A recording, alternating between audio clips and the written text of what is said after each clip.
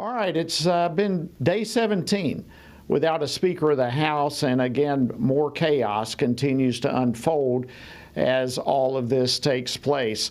Let's pull up clip 4, please. We need to come together and figure out who our speaker is going to be. I'm going to work as hard as I can to help that individual so that we can go help the American people. Of course, that was Representative Jim Jordan as he lost today in a bid by secret ballot within the GOP conference to remain the speaker designee for the conference. So the question now is, where does all of this go from here? It's been a really long week. It's going to be a long weekend, and Congress will be back on Monday evening to begin the process all over again.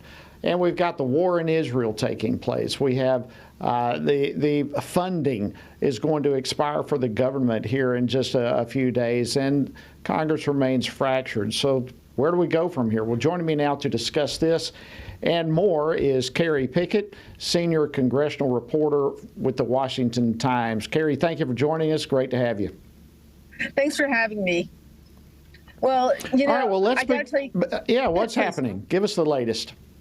Well, it appears now that, as you mentioned, since Congressman Jordan, he is no longer going to be the speaker designate after 25 Republicans said that, look, we are not going to support you. That is more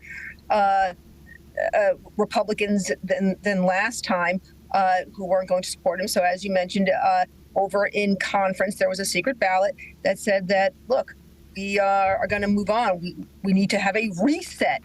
Of course, the temporary speaker, McHenry, he said, look, we're going to have a reset, and we're going to have a candidate forum on Monday.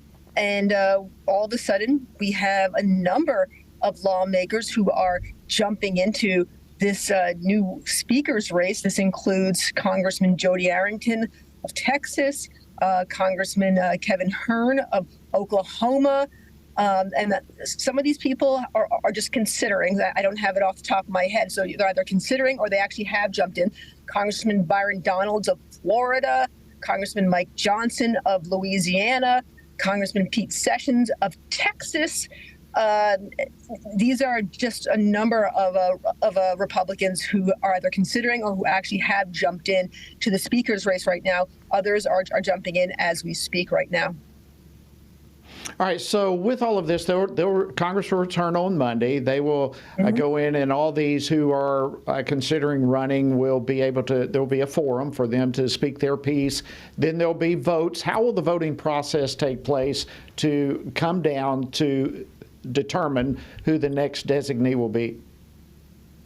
Well, what they'll have, as you've gone through this whole process yourself, Congressman, but they're going to just have of course, they're going to present themselves to the conference, and then there's going to have a round of ballots, a round of a secret ballots, and then they will just continue to have ballot upon ballot upon ballot until there's just an elimination round, until we get down to a speaker designee. And then the Republicans hope to have a floor vote on Tuesday. But that, this is subject to change, like anything else. Everything's extraordinarily fluid right now, but that is the current schedule.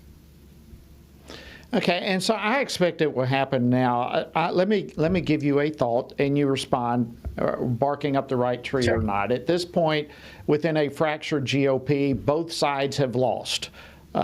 McCarthy has lost, Scalise has lost, now Jim Jordan has lost. So both sides supporting these different candidates, everybody's lost, which means both sides have won. So now we have a new slate. Is this a time that the GOP will get unified?